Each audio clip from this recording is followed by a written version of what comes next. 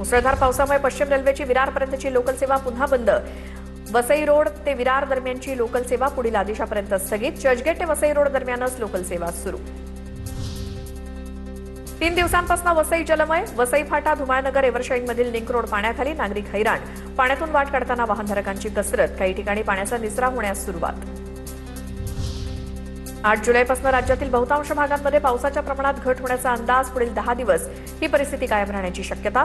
जुलै महिन्याच्या दुसऱ्या टप्प्यात पहिल्या टप्प्यात तुलनेत पावसाचं प्रमाण कमी राहू शकतं, असाही प्राथमिक अंदाज।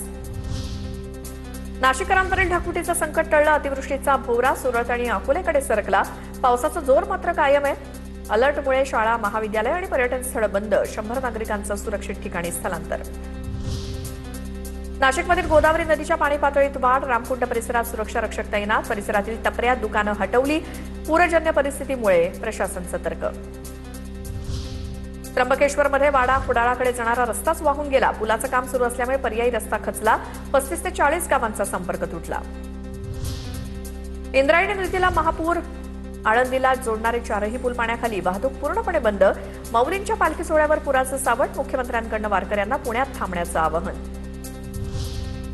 पालघर जिल्ह्यात गेल्या 3 दिवसांपासून मुसळधार। सूर्या नदी वगळता जिल्ह्यातील प्रमुख नद्या इशारा पातळीवरून। पालघरसाठी रेड अलर्ट। नागरिकांना सतर्कतेचं आवाहन। पहिल्याच मुसळधार पावसात पुण्यातील मेट्रो स्थानकांची पोलखोल। स्वारगेट आणि गरवारे मेट्रो स्थानकाला गळती रोखण्यासाठी प्रशासनाला बादल्यांचा आधार।